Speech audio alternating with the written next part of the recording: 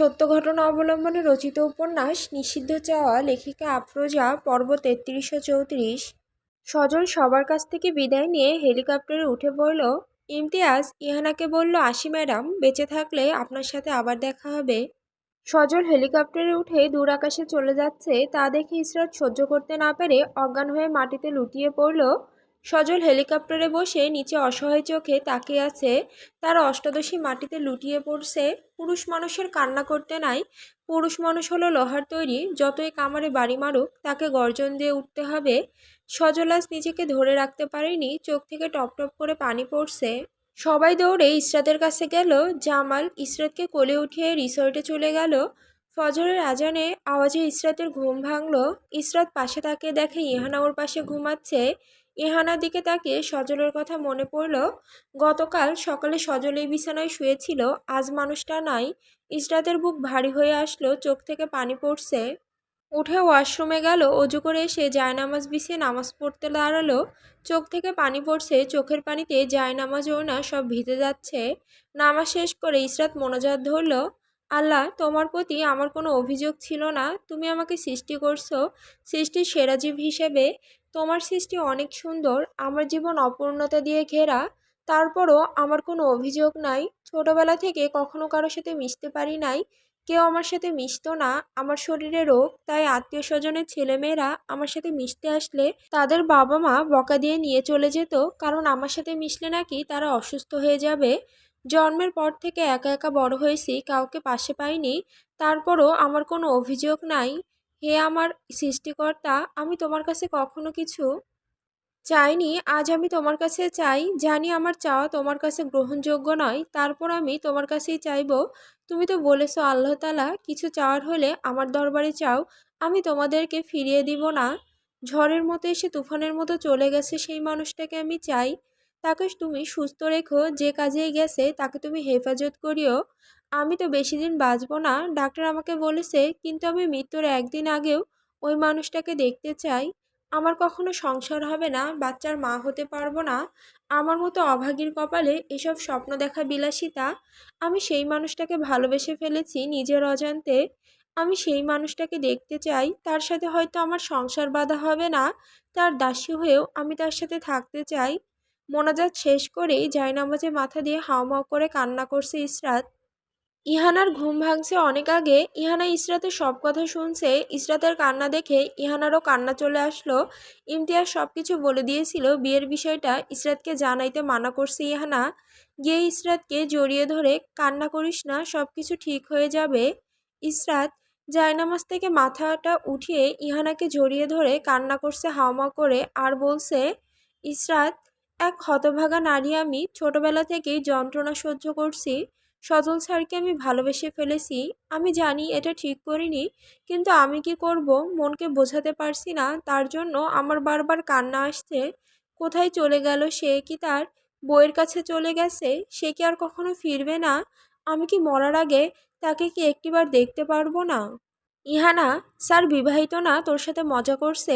ধুর পাগল, তুই এত তাড়াতাড়ি মরবি না, সুস্থ হয়ে উঠবি। কান্না না করে দোয়া কর, স্যার যেন সুস্থ মতো ফিরতে পারে। উঠে আগে ফ্রেশ হয়ে নে, নাস্তা করবি। সকাল 10টা বাজে, সবাই লাগেজ হাতে নিয়ে দাঁড়িয়ে আছে গাড়িতে উঠবে। প্রতিটি মানুষ এসেছিল খুশি নিয়ে, এখন সবাই যাচ্ছে যন্ত্রণার সাথে নিয়ে। সজলের অভাবে এখানে প্রতিটি মানুষ হাহাকার করছে। সজল কখনো হাসি মুখে কথা বলে নাই, সবাইকে বকা দিয়েছে, কারোর সাথে এত কথা বলতো না, কিন্তু তারপরও সেই মানুষটিকে আজ সবাই মিস করছে। যে যার মতো গাড়িতে উঠল। রিদিমা, আপনাকে একটা কথা জিজ্ঞেস করব, রাগ করবেন না তো? আদনান, ভালো কোনো কিছু হলে জিজ্ঞেস করো, ফাজলামির আজকে মুড নাই। রিদিমা, কাল আপনাদের কল আসার পরে আমাদের তাড়াতাড়ি করে রুমে দিয়ে আসছেন, সকালে শুনি স্যারের চলে গেছে। স্যারের কি কিছু হয়েছে? আদনান, না, কিছু হয় নাই, দেশের বাইরে গেছে, কিছু কাজ আছে, আবার ফিরে আসবে।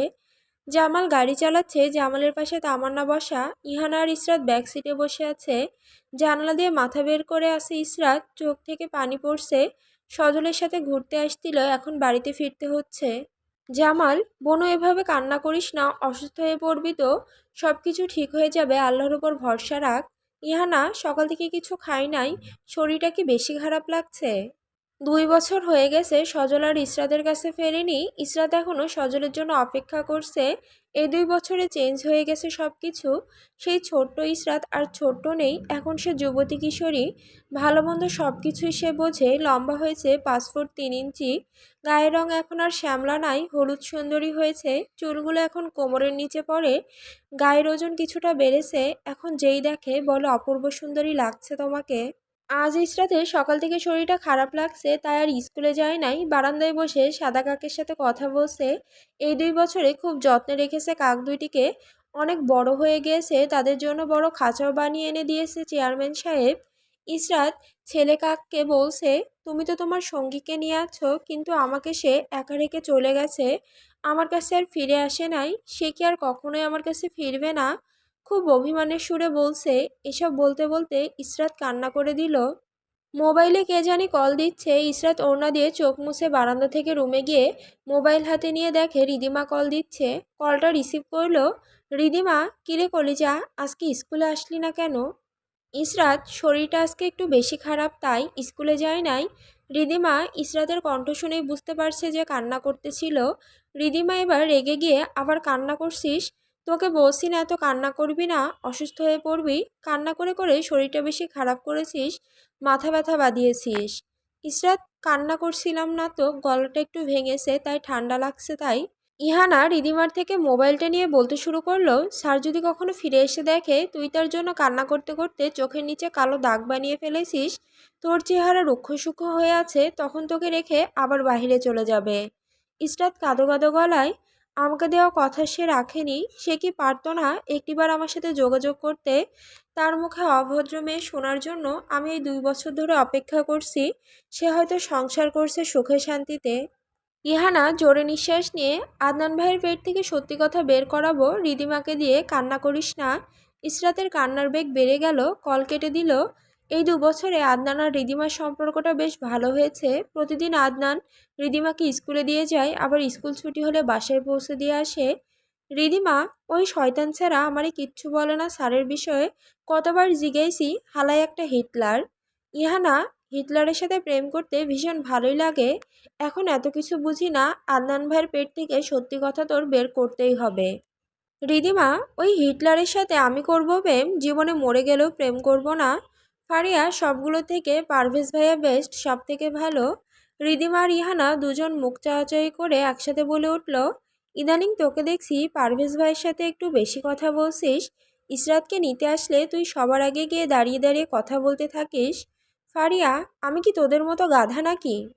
পারভেজ ভাইয়ের সাথে একটু ভাব জমিয়েছি স্যারের ব্যাপারে কথা বের করার জন্য। ইহানা, শুনি স্যারের ব্যাপারে কি জানতে পারলি তুই? ফারিয়া মুখটা কালো করে, এখনো জানতে পারি নাই। ইসরাতের মনটা আজ বেশি ছটফট করছে সজলের জন্য। স্যারের কিছু হলো না তো?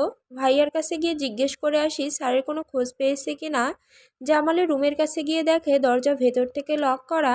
ইসরাত দরজা টোকা দিতে যাবে, জামালের রুম থেকে সজলের আওয়াজ ভেসে আসলো। ইসরাত সজলের আওয়াজ শোনার পর থেকে পাগলের মতো দরজা ধাক্কা দিতে থাকে। ভাইয়া দরজা খোলো, আমি স্যারের কথা শুনেছি, স্যার কি ভেতরে আছে? ইসরাত কান্না করছে, ভাইয়া একটিবার তাকে দেখবো, তুমি দরজাটা খোলো, তোমার পায়ে পড়ি ভাইয়া, দরজা খোলো। জামাল মোবাইল স্পিকার দিয়ে সজলের সাথে কথা বলতেছিল। ইসরাতের কথা শুনে বলল, ভাইয়া কল রাখো, বনু আসছে, পরে কথা বলবো। সজল, কল কাটবি না, মোবাইল এই রকম রেখে দে, আমার বউয়ের কথা শুনবো। আমার বউ কি বলে?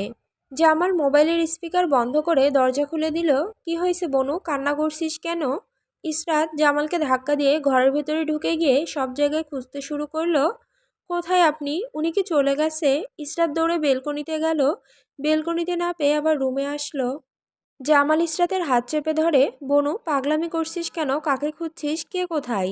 ইসরাত, স্যারের কথা শুনেছি তোমার রুম থেকে, আমার কান কখনো ভুল শুনতে পারে না। তুমি বলো স্যার কোথায়, আমি একটিবার তাকে দেখতে চাই। জামালের বোনের এরকম করুণ অবস্থা দেখে নিজের কাছে খুব কষ্ট লাগছে। বনু, তুই ভুল শুনেছিস, আমি মোবাইলে তামান্নার সাথে কথা বলতেছিলাম। ইসরাত, মিথ্যা কথা বলছো তুমি।